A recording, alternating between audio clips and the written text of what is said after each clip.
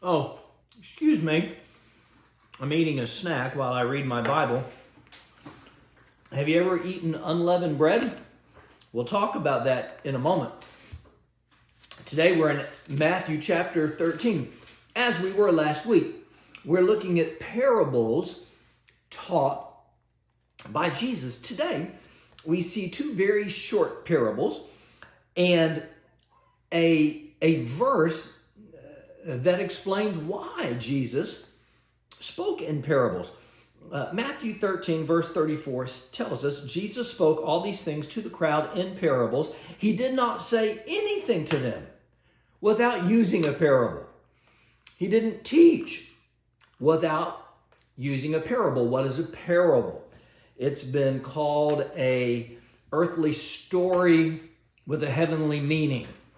A parable is a story that takes something people are familiar with, like unleavened bread, and then teaches a truth that they may not be familiar with. It's a story with a point. It's a story that has the power to change our story. And I just read that Jesus did not teach without a parable. You know parables, they're famous. Stories like the prodigal son. Even unbelievers who don't go to church are familiar with that story. This is why when I preach and teach, I also use stories to make a point.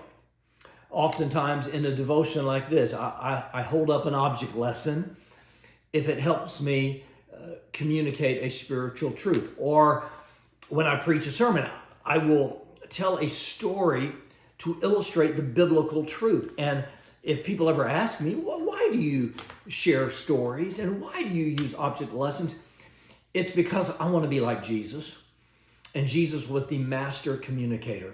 And if I want to be like Jesus in every way, I want to teach the way he taught. And he would teach telling them stories that have a spiritual point. So today we look at two different parables. They're very brief. In verse 31, he says, the kingdom of heaven is like a mustard seed, which a man took and planted in the field. Even though it's the smallest of all seeds, it grows into one of the largest garden plants, becomes a tree where birds can perch in its branches. If you go with me to Israel, I will show you a mustard tree. It's really more like a big bush. But the seeds are tiny. I have a jar of mustard seeds, but I'm not showing you because you wouldn't even see it. Mustard seeds are so little. He says, even though it's small, it grows large. And the kingdom of God is like that. Something that started very small would grow large. It did start small. It started with 12 apostles who followed Jesus. And those 12 became 11 because Judas betrayed him. But 11 turned into 120. In Acts 1:15, there were 120 in the upper room. By chapter 4, the 120 had turned into 5,000 believers in the church. And today, best estimates are that there are over 2 billion people in the world who claim to be followers of Jesus Christ. It started small, but from 12 apostles to 2 billion in the world, it has become quite large. And then he gives another parable right after the mustard seed. He talks about yeast.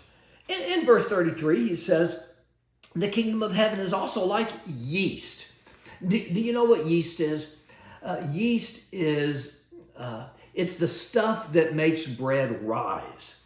And unleavened bread, which we read about in the Bible, looks like this. It's a wafer, and it does not rise.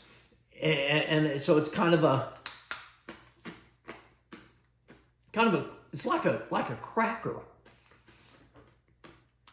But in this parable, he said, the woman took yeast and mixed it in with 60 pounds of flour.